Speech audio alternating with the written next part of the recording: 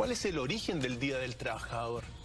Esa es la pregunta que nos convoca hoy en día y también nos va a hacer reflexionar sobre, bueno, la situación histórica que ha tenido el trabajador durante los últimos 300 años. ¿Tienen de alguna forma razón de reclamar, por ejemplo? ¿Son justificadas, por ejemplo, las demandas que ellos tienen? Recuerda que estamos hoy día en pleno contexto de una reforma laboral en nuestro país. Exacto. Pero como tú dijiste, muy pocas personas, y sobre todo jóvenes, saben el origen del Día del Trabajador. De hecho, para ir despejando dudas desde ya, hoy día no podríamos decir que se celebra el Día del Trabajador, sino que más bien se conmemora, porque es una fecha que, desde su más tierno origen, está cargada de dolor, sangre y luchas sociales. Por supuesto que sí. Es una... Claro, los que están ahí descansando celebrarán, pero en realidad el mundo del trabajo conmemora esta fecha que es muy simbólica y que, para comenzar a entenderla desde ya, nos remonta a un siglo XIX. Un siglo XIX donde estamos en plena revolución industrial en el mundo entero. Particularmente cuando hablo del mundo entero, Europa y Estados Unidos. Plena revolución industrial. Revolución también, la revolución francesa, que va cambiando también. La revolución comunista, que también hace su aparición en esta mitad del siglo XIX. Y el contexto fundamental de los trabajadores, que se resume en la cuestión social. Mira, recordemos que el capitalismo se formó primero por el mercantilismo, es decir, por todas las riquezas que trajeron los europeos de América. ¿Te acuerdas que lo vimos eso? Ahí comenzó el primer capitalismo. Siglo XVI, siglo XVII, siglo XVIII, aparecen los padres del capitalismo que conforman en realidad una economía, un nuevo modelo económico que dejó atrás el feudalismo.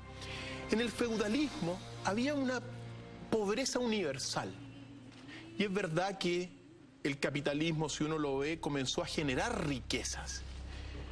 Pero en su primera etapa, a costa de los trabajadores, en gran medida, en lo que se resume como la cuestión social. En ese siglo XIX, los trabajadores vivían en realidad una especie de semi-esclavitud en tanto Europa como en Estados Unidos. Datos concretos, por ejemplo, para que uno se haga la idea. En Inglaterra, un obrero de las fábricas ganaba unas 60 libras esterlinas. Un profesional burgués, unas 1000 libras esterlinas. Wow, de 60 a 1000.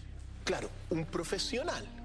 La aristocracia terrateniente mensualmente ganaba entre 2000 a 3000 libras esterlinas. Y los grandes señores, que en realidad no trabajaban mucho, ganaban mensualmente unas 50.000 libras esterlinas.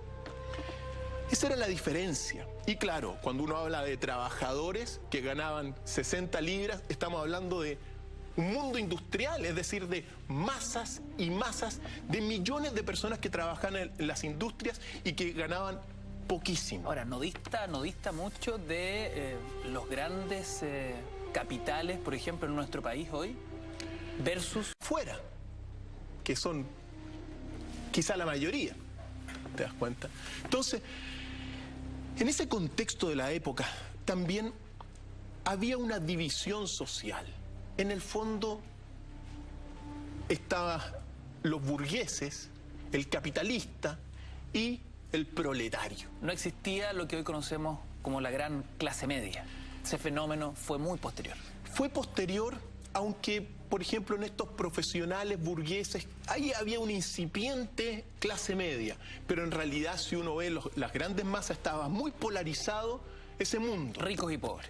Fundamentalmente. Pero ojo, que estaba saliendo esa burguesía de clase media que ganaba 1000 libras esterlinas a 2000 libras esterlinas. Pero incipiente, porque las grandes masas vivían en una semi-esclavitud. Y mientras ellos vivían en condiciones de degradación moral, de prostitución, de en realidad animales de trabajo. Toda la parte burguesa capitalista, los privilegiados de aquel tiempo, vivían como en una especie de época victoriana, porque se regían ellos por tres factores elementales. Primero era la religión, entonces tenía que ser muy puritano. Se eran muy puritanos las clases privilegiadas, por un lado. Por otro lado, la familia de ellos era algo fundamental. Se protegía la familia junto con este elemento de religioso. Y el tercer elemento de esta idiosincrasia de los privilegiados era el trabajo. El trabajo para ellos iba a significar el ascenso social, privilegios, pero mientras ellos vivían en esa situación, ocurría todo lo contrario con la clase obrera, con la clase de trabajadores. Y el capitalismo es eso, o sea, ese es el primer capitalismo. Siempre es bueno recordar cuáles son los pilares de aquel primer capitalismo y los padres de aquel primer capitalismo, porque quizá eso nos va a poder entender lo que se va a dar después. Ahora, antes de entrar en el capitalismo, Cristian, ¿cómo podemos entender los primeros procesos de represión hacia el pueblo? Y cómo esa clase obrera empieza de cierta forma a organizarse. Por supuesto que sí. Mira, en el momento en que esto se va viviendo, esta división social se va viviendo, evidentemente todo este grupo de burgueses privilegiados que controlan las instituciones, el ordenamiento social de la época, va a reprimirlos violentamente. Ese es el denominador común. Una represión contra todas las manifestaciones que van a ir saliendo poco a poco. O sea, el siglo XIX es un siglo de revolución, una era del capital, pero también de revolución social importantísima. Recordemos que Marx publica su manifiesto comunista en 1948, y ese manifiesto comunista es clave para poder entender todo lo que vamos a conversar, y el 1 de mayo que da origen a la conversación de hoy día. Ahora, siempre es bueno comentar, por ejemplo, los padres del capitalismo y los pilares del capitalismo, porque estamos hablando del, comillas, primer modelo capitalista. El primer modelo capitalista que, mira, aunque sea, pero en realidad no ha cambiado mucho de aquella época hasta el día de hoy. Le han puesto otros nombres: economía social de mercado, economía de libre mercado, que suena más bonito, pero en el fondo, si tú ves, por ejemplo, lo que fue Adam Smith y David Ricardo, los grandes padres del capitalismo de aquel tiempo, siglo XVIII y siglo XIX, y tú los comparas con un premio Nobel actual, por ejemplo, en los modelos, prácticamente no ha cambiado mucho. No ha cambiado mucho.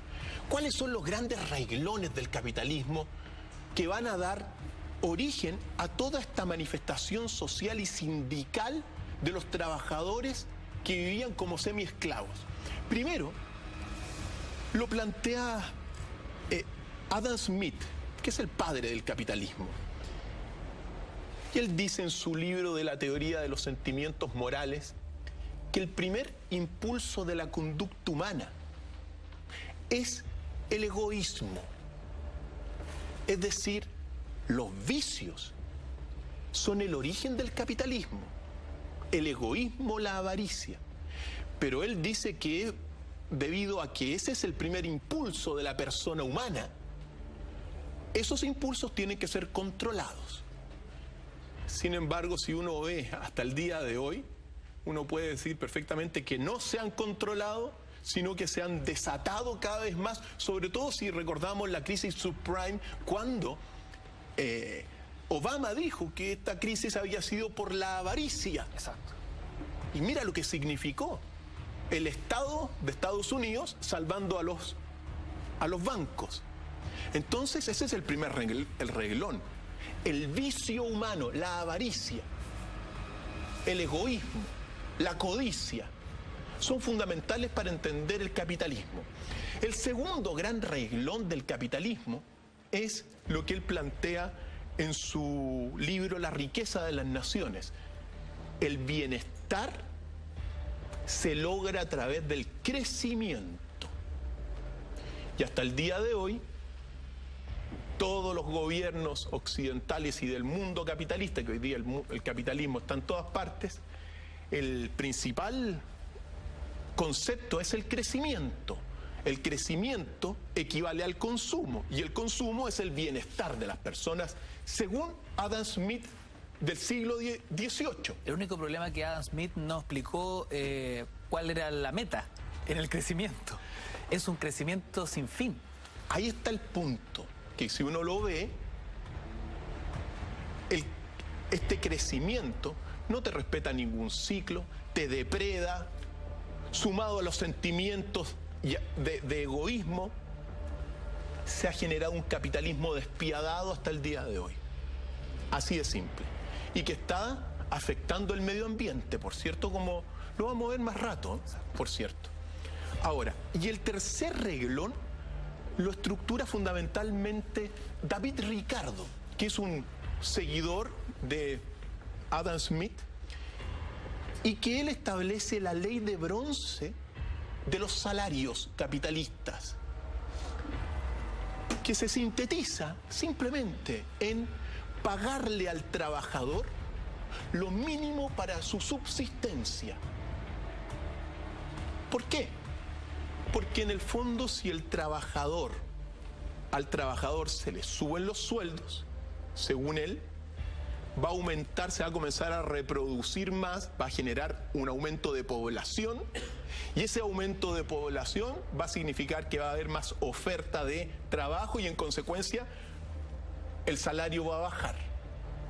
Por eso a los trabajadores hay que pagarles lo mínimo para su subsistencia. Y también porque... Qué perversa figura. Bueno, el capitalismo es así, es frío y materialista, como lo ha descrito claramente Karl Marx. Marx, dentro de este contexto donde aparece Ricardo, Adam Smith, Marx, aparte de ser un gigante del pensamiento, estremeció a todo el mundo, y hasta el día de hoy, si uno dice Marx, se asustan todos. ¿Por qué? Porque Marx fue, primero, extremadamente nítido y claro en observar y hacer una radiografía de la sociedad capitalista. Después unió lo que es el materialismo propio, la lucha, la dialéctica y la evolución. Y al juntar todos esos conceptos en su obra, nos ha permitido en el fondo conocer realmente cómo es el capitalismo. Por eso es un monstruo, y lo que espanta a muchos es su nitidez y materialismo sobre todo. ¿Y qué es lo que dice Marx en este pleno siglo XIX? Dice, los obreros, debido a toda esta situación, a estos renglones del capitalismo, nunca disfrutarán de los beneficios del capitalismo. Eso lo dijo Marx. Nunca. No está establecido para que disfruten de los beneficios. Ese es el contexto. Un contexto de semiesclavitud, un contexto donde mientras los grupos capitalistas burgueses, por ejemplo, cuidaban mucho la familia, en el pueblo, en el proletario, la ruptura de vínculos familiares estaba, pero masificada, degradación física y moral. Como decía hace un ratito, eran animales de labor. Todo eso que se vivía en el mundo europeo también se vivía en Estados Unidos, que es el escenario donde ocurre lo que vamos a conocer y que va a dar origen a esta conmemoración del 1 de mayo. Recordemos que para fines del siglo XIX, Estados Unidos ya era la primera potencia industrial del mundo.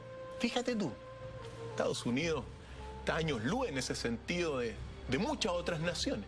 Pero ya en el 1860, 70, 80, Estados Unidos era el primer país industrial.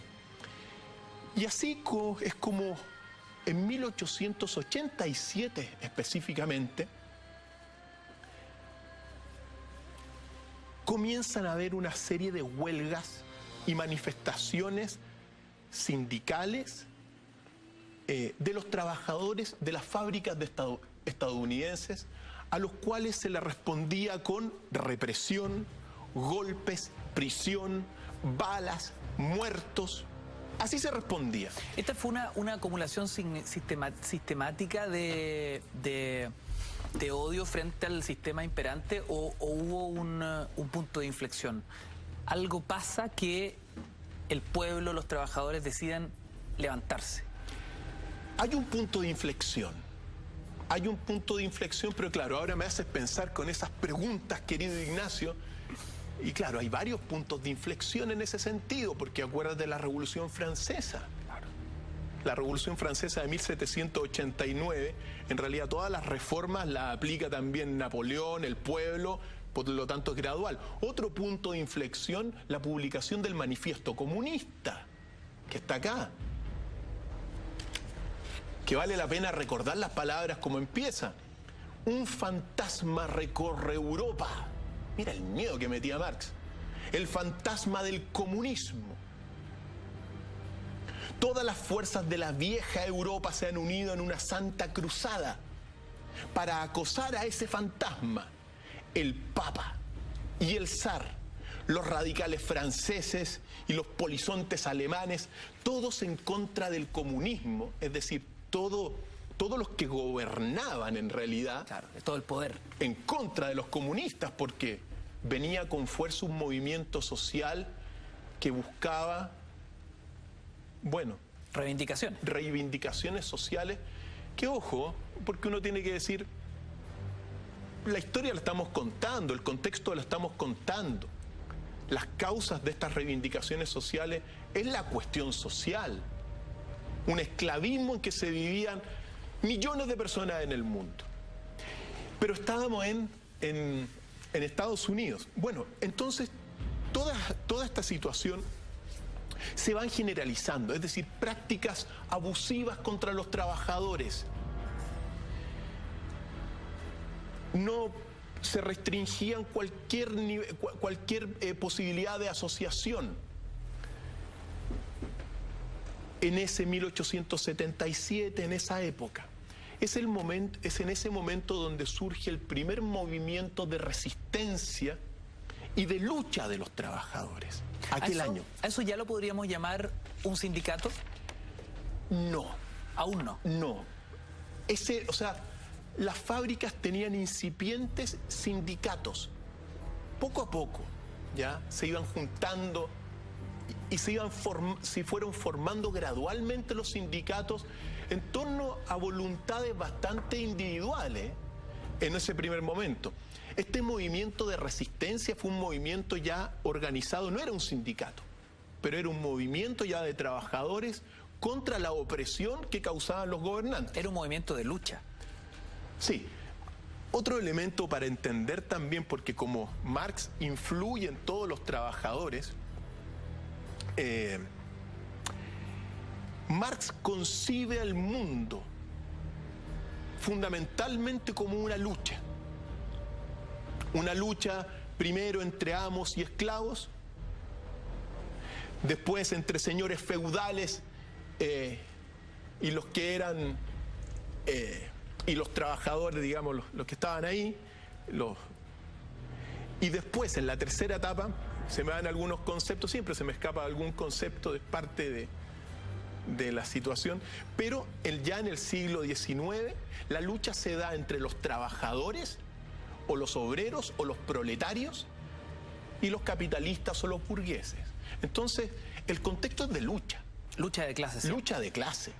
Eso es el movimiento, la lucha te genera el movimiento de la historia para Marx y que te explica en gran medida todo lo que ocurrió. Entonces, Aquí es cuando se funda el primer sindicato, en 1880, el 81. El 15 de noviembre de aquel año, en Estados Unidos, se organiza la Federación de Organizaciones de Sindicatos y Trade Union. Es en 1888. Cuando se organizan ya, digamos, tienen una representación, digamos, central, sucede que inmediatamente deciden convocar a una huelga general 4 años después, es decir, en 1884, convocan a la huelga general para pedir la jornada laboral de 8 horas. Mira. ¿Por qué? Porque en toda la cuestión social la gente mínimo trabajaba de 10 horas a 14 horas y más incluso. Sin horas extra, ni hablar. No, y también todo el sistema, claro, el sistema, ¿qué es lo que pasa? Si tú no trabajabas, como te pagaban lo mínimo, tú estabas obligado, o sea, te pagaban el 1 de, ponte tú, de diciembre, y el 2 de diciembre ya no tenías ni un peso.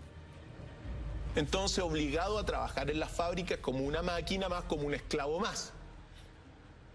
Y si tú no querías trabajar, la industrialización es despiadada. Afuera hay millones de trabajadores que te van a reemplazar. Y se acabó el tema. Entonces se llega a esta huelga general que ocurre precisamente el 1 de mayo de 1886. Es decir, en 1884 se aprueba la huelga, la formación es en 1880 y en 1884 se aprueba la huelga que se realiza finalmente el 1 de mayo de 1886. Ocurre la primera gran huelga general de los trabajadores en Estados Unidos. Yo me imagino, doctor Feil, el nivel de miedo, el nivel de terror que imperaba en esos mismos trabajadores que habían tenido ese coraje, esos huevos para paralizarse. Todos ellos tenían que alimentar a su familia, todos ellos eran explotados, todos ellos estaban bajo un sistema represor. Organizarse y demorarse 2 años para hacer una huelga, uno podría llegar a entender que la cosa era muy compleja. Muy compleja. Se estaban jugando el pellejo. Por supuesto que sí. Y con mucha represión. Pero al mismo tiempo surgían los líderes revolucionarios y anarquistas y proanarquistas entre los trabajadores. El anarquismo, en este sentido, era un modelo de pensamiento que buscaba en el fondo acabar con el gobierno imperante, con el modelo imperante capitalista en esa primera etapa, para que después el orden social vuelva al estado de naturaleza original en la prehistoria, donde en realidad todo era de todo y hacíamos trueque, donde no había propiedad privada. Entonces también hubo líderes anarquistas y de los trabajadores bastante fuertes en sus palabras para oponerse al sistema. Es decir, se va viendo una efervescencia social que llega al clímax. No al clímax totalmente, pero llega a un punto muy importante ese 1 de mayo de 1886. Un día como hoy. Un día como hoy se hace la primera huelga donde paran 12.000 fábricas en Estados Unidos. Impresionante. 12.000. 12.000 fábricas. Ah, fue una paralización total. Y así fue. Hubo marchas, por ejemplo, hubo una marcha en Nueva York donde 25.000 trabajadores se atrevieron a marchar, por ejemplo, con antorchas. Hubo otra marcha en Detroit donde 11.000 trabajadores marcharon durante 8 horas, simbólicamente para recordar las 8 horas que querían trabajar, pues, el reclamo. Pero el gran centro donde ocurre todas, digamos, los principales movimientos, es en la ciudad de Chicago. En la ciudad de Chicago prácticamente se paralizó completamente en aquel tiempo. 30.000 personas, trabajadores, pararon, detuvieron sus actividades laborales ese 1 de mayo de 1886, salvo la fábrica McCormick.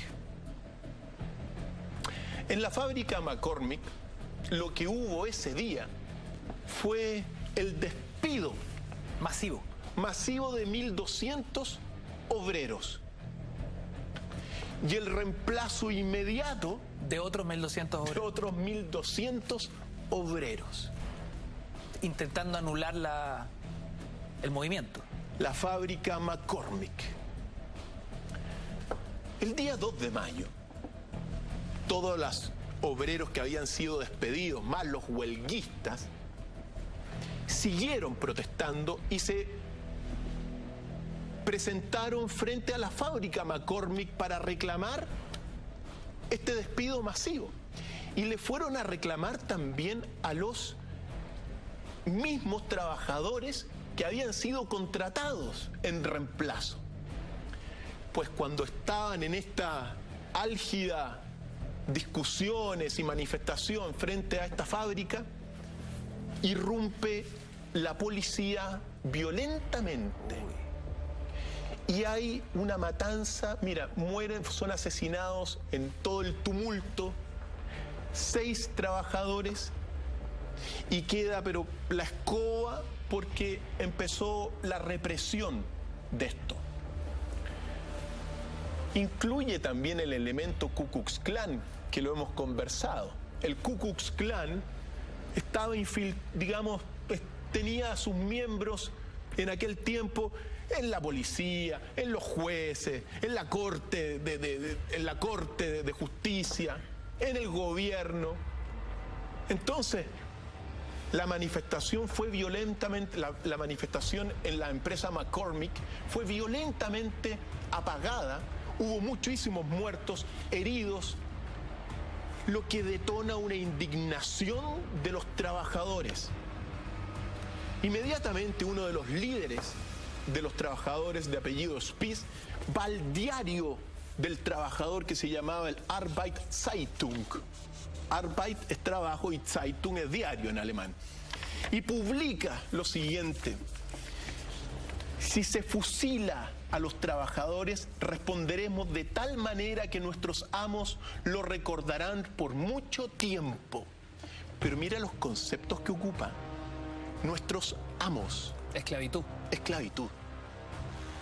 Eso fue publicado después de esta intervención en la fábrica McCormick, hasta que pasa el día 3 de mayo de ese año 1886. Ahí aparece ese tigre capitalista, ¿no? Pues, efectivamente. Es decir, debido a estas muertes que ocurren el día 2, la huelga se masifica aún más en todo Estados Unidos. Se radicaliza. Se radicaliza.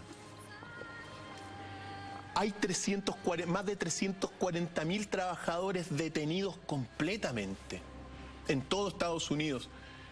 En huelga cientos de miles más. Es decir, la situación, en vez de apaciguarse, se va exaltando. Y se publica, siempre es bueno recordar los textos, nosotros que somos periodistas también, siempre es bueno recordar los textos del Arbeitszeitung, que pueda desaparecer. Pero dice, la sangre se ha vertido, ocurrió lo que tenía que ocurrir. A lo largo de la historia, el origen de la propiedad privada ha sido la violencia. Se ataca a la propiedad privada como origen del mal. Claro, este Arbeitszeitung, que es de influencia anarcocomunista, estaba en contra de la propiedad privada. La guerra de clases ha llegado, dice el Arbeitszeitung. En las chozas, las mujeres y sus niños lloran a sus padres. En los palacios se hacen brindis por la felicidad de los burgueses, en el fondo. Una síntesis de esta exaltación que se da ese 3 de mayo de 1886. Se habla del tigre capitalista, como tú lo dijiste, es decir, que detrás de un orden que se ve en la sociedad, en una sociedad de influencia victoriana en estas clases gobernantes, y de tranquilidad, de religión, de familia, de trabajo honrado, lo que esconde todo eso son las garras y los dientes de un tigre capitalista que devora a los trabajadores, en definitiva. Por lo tanto, se convoca a una gran huelga, o sea, continúa la manifestación el 4 de mayo. El 4 de mayo va a ser el día D, el punto de inflexión, un punto de inflexión. El 4 de mayo de 1886, en Chicago en la mañana salen miles de trabajadores a protestar, son reprimidos inmediatamente por la policía, se escapan por todas las calles de la ciudad y finalmente por la tarde los huelguistas y trabajadores se reúnen en la plaza Haymarket. En la plaza Haymarket, que era una plaza amplia para poder salir arrancándose cuenta, por el atardecer se comienzan a hacer se vuelve a reunir, se comienzan a hacer estas manifestaciones donde aparecen líderes muy importantes hablando de reivindicaciones, atacando al tigre capitalista, y en un momento dado de la marcha se va disolviendo en el atardecer. De los 3.000 a 5.000 que habían, van quedando unos cuantos cientos, cuando irrumpen 180 a 200 policías. Cuando el capitán estaba dando las órdenes de actuar,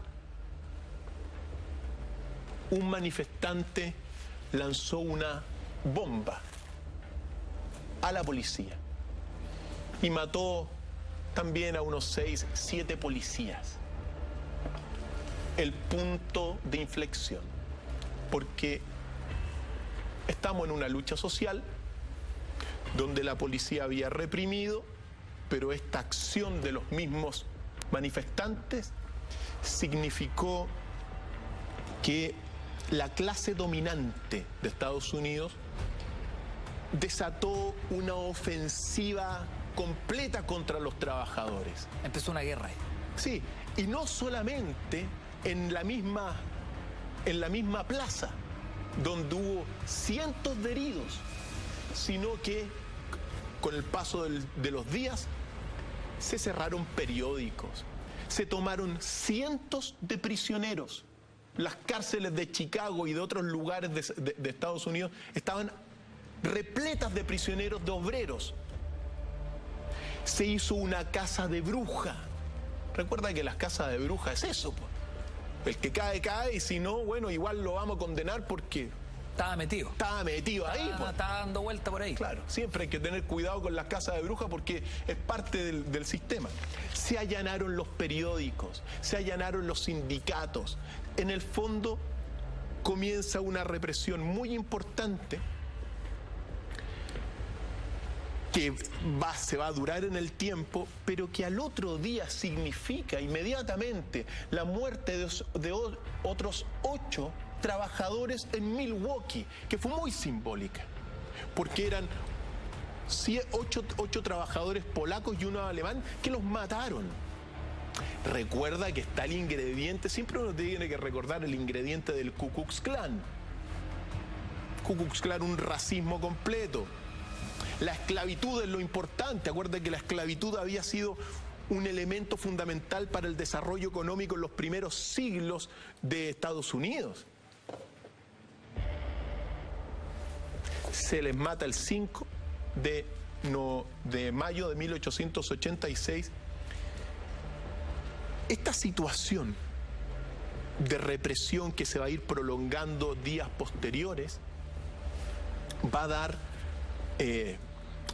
dar origen a una persecución contra el Arbeitszeitung, que era el principal órgano de los sindicatos anarcocomunistas, y se toma prisioneros a 8 integrantes importantísimos de esta organización sindical y del Arbeitszeitung, ¿ya?, que son los que van a ser posteriormente conocidos como los mártires de Chicago, porque en el fondo el 1 de mayo se conmemora en el recuerdo de los mártires de Chicago, que fueron George Engel, Samuel Fielden, Adolf Fischer, Louis Link. Louis Link, por cierto, fue el que confeccionó la bomba que le tiraron a la policía.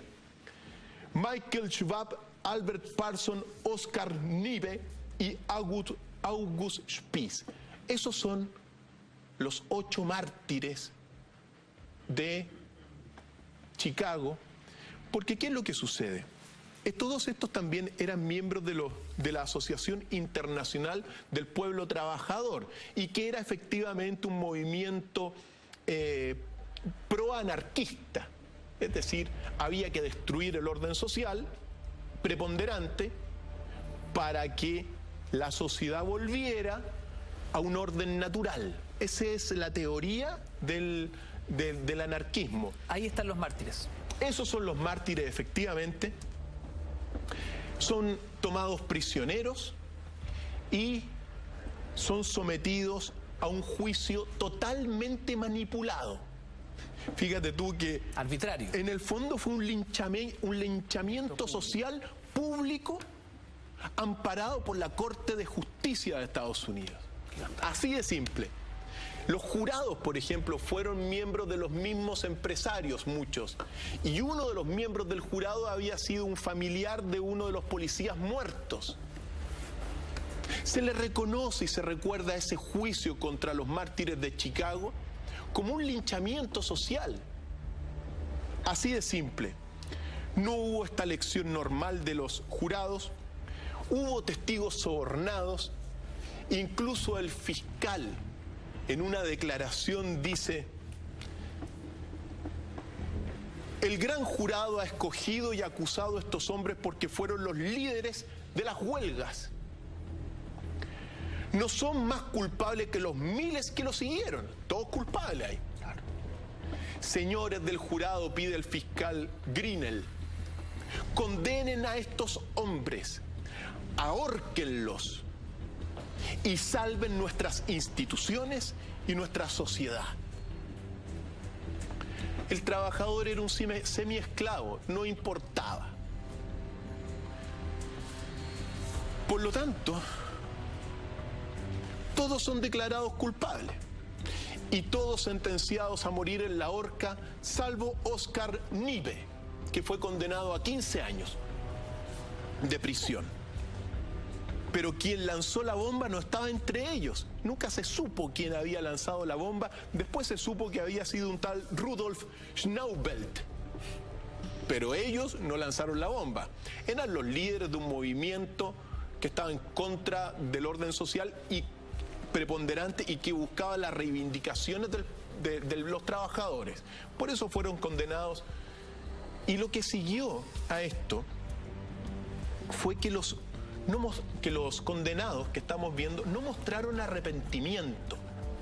No mostraron arrepentimiento y muy por el contrario, se mostraron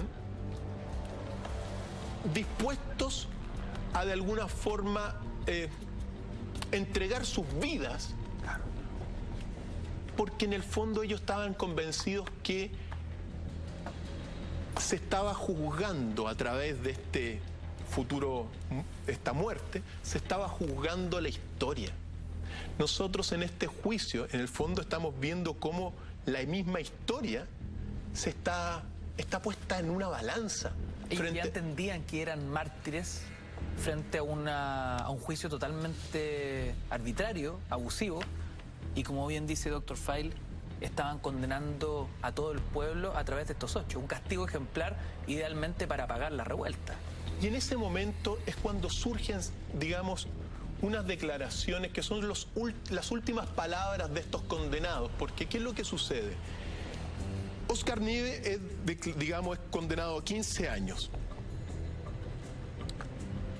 Misteriosamente, el Luis Link, que era el que había confeccionado la bomba, murió en la cárcel mientras esperaba la ejecución porque le explotó una bomba en la boca. ¿Quién se la puso? Pero ese murió así, en la cárcel. O sea, los 8 mueren. No todos, porque va ocurriendo una cosa.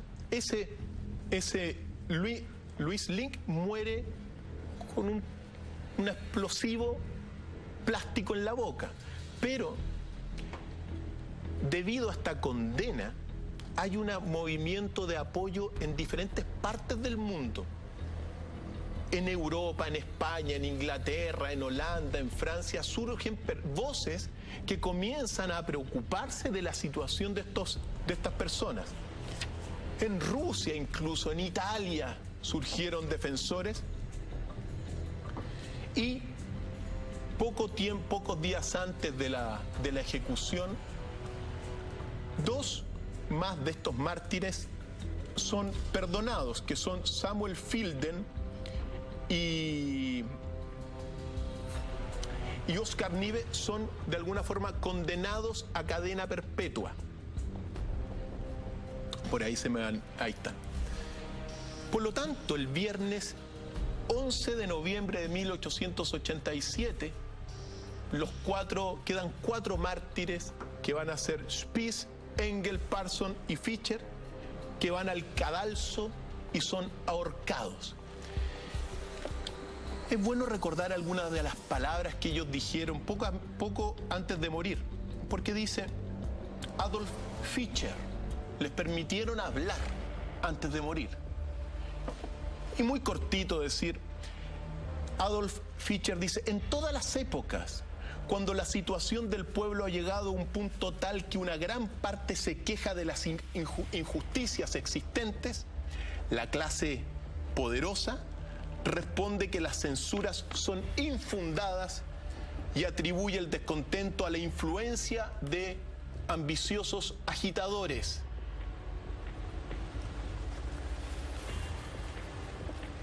Albert Parson dice lo siguiente: este proceso judicial se ha iniciado y se ha seguido contra nosotros inspirado por los capitalistas, por los que creen que el pueblo no tiene más que un derecho y un deber, que es la obediencia. El capital es el sobrante acumulado del trabajo, es el producto del trabajo, el capital. Es decir, el capital que se acumula, lo dice, es producto de los trabajadores también. Ahora, el capital acumulado es producto de los trabajadores, pero también de lo que se llama la plusvalía. Tú tomas, las cosas te valen primero por los costos de producción, cuánto te vale, cuánto es el costo de producción, donde ahí aparecen los trabajadores que producen todo esto, pero de ahí al mercado, digamos, hay un salto y se genera la plusvalía. Entonces, ¿qué es lo que pasa? Cuando la plusvalía es demasiado, se transforma en usura. Y ese es el problema, porque el capitalismo, claro, gana por el trabajador y gana por la plusvalía. Claro, plusvalía que es un intangible, que es una especulación. Que es una especulación en gran medida también, efectivamente. Porque es buena esa observación que tú haces, Ignacio, porque en el fondo el capitalismo se resume en 4 grandes etapas. Los vicios iniciales del egoísmo. Primera etapa. La segunda etapa es el libre mercado, que haya que todos los bienes se puedan mover libremente. Libre competencia. Libre competencia, porque en la libre competencia va a estar el ajuste de los precios, supuestamente. El comillas mercado regula. El comillas mercado regula y después viene el tercer peldaño, que es la mano negra o la mano invisible, que te regula, no sabéis cómo, para tener el cuarto peldaño, que son bienes públicos. Claro. El problema es que esa mano invisible, hemos sabido la colusión de la farmacia, la colusión de cuántos grupos de empresas que fijan los precios, entonces en realidad no hay una muy libre competencia, porque también uno tiene que decir, el capitalismo es un sistema económico cuyo fundamento también es la competencia entre las empresas. Entonces, uno tiene que luchar para ganar, y el que triunfa finalmente lo que va a buscar es el monopolio. El capitalismo promueve desde sus orígenes, con Adam Smith y David Ricardo, el monopolio. Porque ganar la competencia, si yo produzco un vaso de agua y tú produces otro vaso de agua y yo quiero ganarte la competencia, yo me quiero quedar con la producción completa. Monopolio. Entonces las tendencias monopólicas también son parte del capitalismo. Por eso surgen muchas instancias para regular estas tendencias monopólicas en el fondo. Jorge Engel, poco antes de morir, ahí están las fotos, ahí vemos los 4 mártires en el cadalso. Wow. Dice, ¿en qué consiste mi crimen? Pregunta.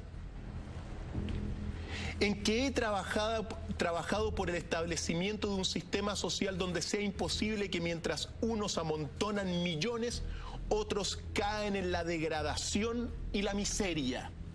Eso es lo que estaban peleando en el fondo. Lo que pasa es que son momentos de la historia inolvidables. Es increíble lo que estamos hablando, Dr. File, para entender la conmemoración de un 1 de mayo.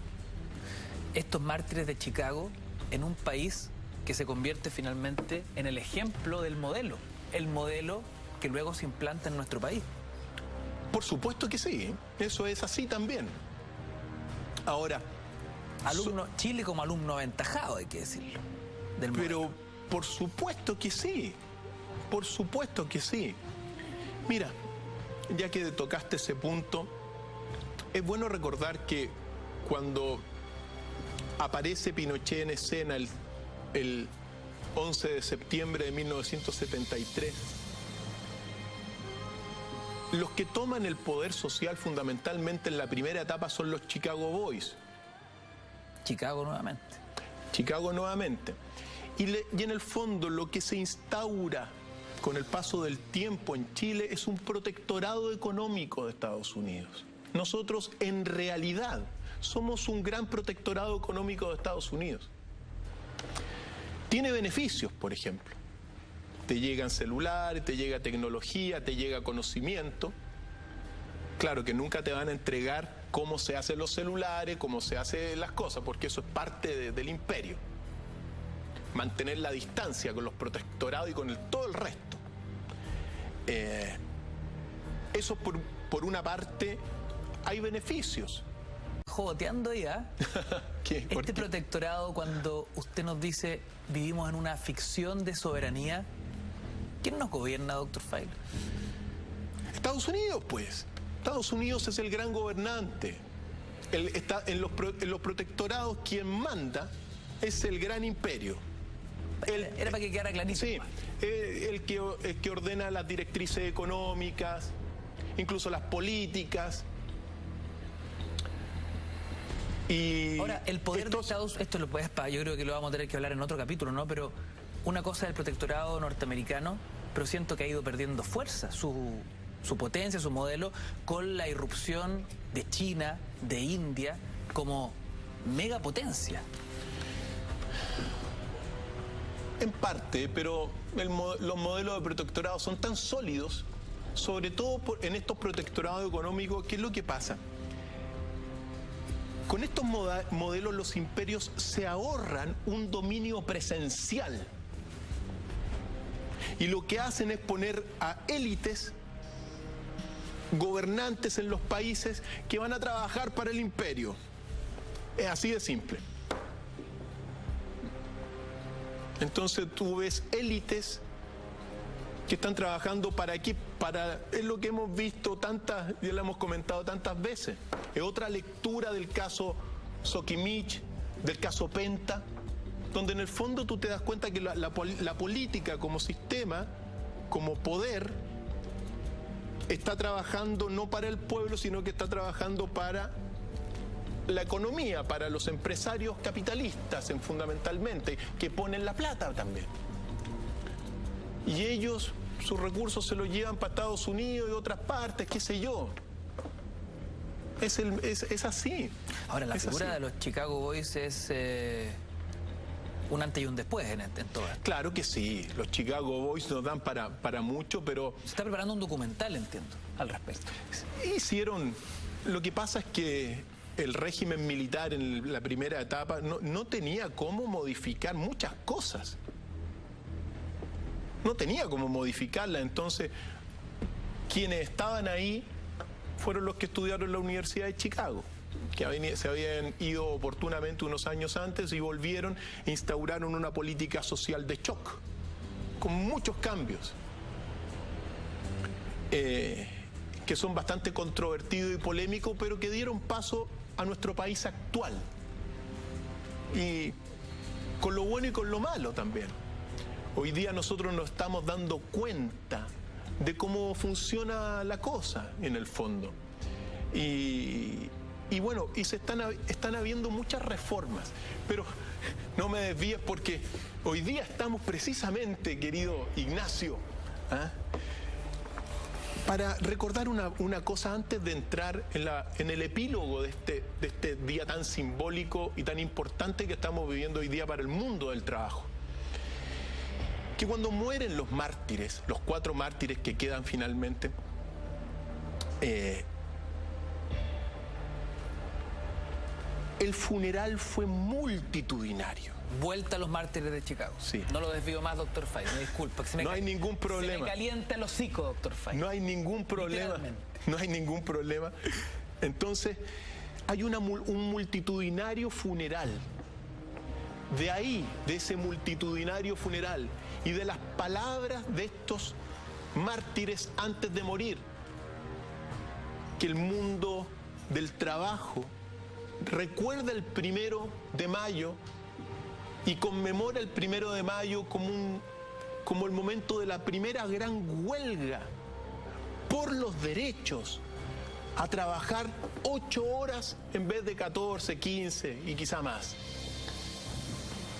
Ese es el origen de el 1 de mayo como Día del Trabajador, para que todos los amigos, sobre todo los más jóvenes, se acuerden, y también recordar que nosotros hoy en día hemos hablado muchísimo durante la jornada de todo lo que ha sido la reforma laboral que está inspirando, digamos, y que está promoviendo el actual gobierno.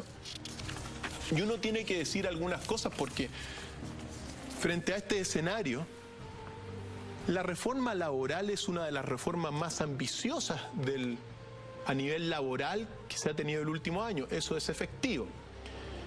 Tiene ciertos fundamentos y tiene una oposición radicalizada en todo el empresariado. El empresariado hizo incluso un video donde todos están diciendo que va a afectar a las pymes, que va a afectar a las MIPES, que a las grandes empresas también va a afectar esta reforma laboral. Siempre el fantasma del salario, ¿no? Claro que sí. Que va a afectar el empleo. Claro que sí, porque Marx lo decía. En las crisis económicas, el trabajador padece en su humanidad. Es decir, cuando hay una crisis, cuando hay un despido masivo, el trabajador queda sin plata para comer, sin plata para mantener a los hijos. Por eso, en las crisis, el trabajador es el que sufre. Y eso ha sido desde el primer capitalismo hasta el día de hoy. Y en estas crisis, lo que le pasa a los capitalistas es que dejan de ganar nomás. No dejan de ganar tanto, como lo decía Marx. No es que entren en unas grandes crisis, dejan de ganar en un momento dado. Obviamente las empresas con menor sustento, menores hombros, muchas caen, qué sé yo, pero bueno, es parte del asunto. La diferencia es que el trabajador, cuando es despedido, padece en su humanidad, padece en su familia. Y eso es la mayoría. Entonces, hoy día está todo el empresariado está en contra de la reforma del gobierno, por cierto, laboral. Y al menos decir una visión general de lo que está ocurriendo. Porque lo que uno tiene clarísimo es que aquí hay una muy mala distribución de la riqueza en nuestro país. Lo que otra cosa que uno tiene claro, que hoy día los sindicatos son muy poco representativos de los trabajadores de las empresas. Alrededor del 8% de los trabajadores de una empresa son representados por su sindicato. El resto no tiene. Y el tercer elemento es que, de alguna forma, irónicamente, después de este acontecimiento que hemos visto de finales del siglo XIX hasta el día de hoy, en realidad se ha impuesto un dominio de los sindicatos por parte de la empresa muy sutil, ya no tan violento, pero en realidad las grandes empresas y las empresas de alguna forma subvencionan a los sindicatos. Entonces la han ido controlando a los sindicatos. Uno tiene que entender que después de estos siglos, sobre todo con la revolución comunista, la revolución, el bipolarismo, el capitalismo entendió que no puede, o sea, para seguir gobernando la tierra, no puede tener todo como el rico Mampato en su arca. Entonces se dio cuenta que para que el movimiento social se tranquilice, tiene que haber fluctuaciones de poder. ¿A través de qué? Se amplían los créditos de consumo, por ejemplo. Entonces tú tienes para consumir. Te quedan endeudados, pero tú puedes también ser, puedes gozar de los beneficios que te da nuestra sociedad capitalista. Puedes ir al cine, puedes comer hamburguesas. Entonces, con estas fluctuaciones de poder que han emergido del capitalismo, la sociedad se ha ido calmando. Ya no hay mucha efervescencia social. Los que han reclamado el último tiempo en nuestro país fundamentalmente son los estudiantes. Y por otros conceptos, no por la justicia social del trabajador. Te reclaman por la corrupción, antes por la educación, pero no es el primer instante, digamos, mejores sueldos, porque ha habido una fluctuación. Pero finalmente siento yo que la lucha que han liderado los estudiantes, no solo en este último tiempo, sino que históricamente, en los 80 fue por recuperar la democracia, en 2011 fue por conseguir educación gratuita de calidad, todavía no se logra, pero finalmente entendemos ya como sociedad que la educación es el gran vehículo para escalar socialmente. Claro que sí. Yo creo que son elementos que se van incorporando, pero tú no ves ya, por ejemplo, las manifestaciones de los trabajadores históricamente, se congregan, pero ya no son las de hace 100 años atrás. No son. Menos las que se vivieron en 1886 y los días posteriores a aquel acontecimiento del 1 de mayo. Pero entonces el capitalismo entendió que tenía que repartir un poquito, pero muy poco. Pero ha generado entonces beneficios sociales para más personas a costa de endeudamiento, de problemas, de una serie de cosas. Esa es la situación en la cual uno está, ¿ya? Pues la reforma laboral que impulsa este gobierno, fundamentalmente, para que uno la entienda, y quizá por eso molesta también a los empresarios, porque lo que en el fondo busca es, a través de fortalecer los sindicatos de las empresas chilenas, busca contribuir a mejorar la distribución de la riqueza. Ese es el leitmotiv de las 70 páginas de la reforma laboral que tengo acá. Leitmotiv es fundamentalmente eso. Ricos menos ricos, pobres menos pobres. Un poquito de eso. O sea, en el fondo es fortalecer los sindicatos para que sean más representativos y también para hacer partícipe a los trabajadores de los beneficios del capitalismo, de las industrias. Entonces, claro, también por el otro lado están claras las voces que dicen que esto va a perjudicar el empleo. ¿Por qué? Porque lamentablemente el capitalismo es despiadado. A veces los impulsos de egoísmo, de avaricia, priman. Y eso es lo que uno ha visto. Entonces el capitalista muchas veces no está dispuesto a dejar de ganar, sino que prefiero abaratar costos.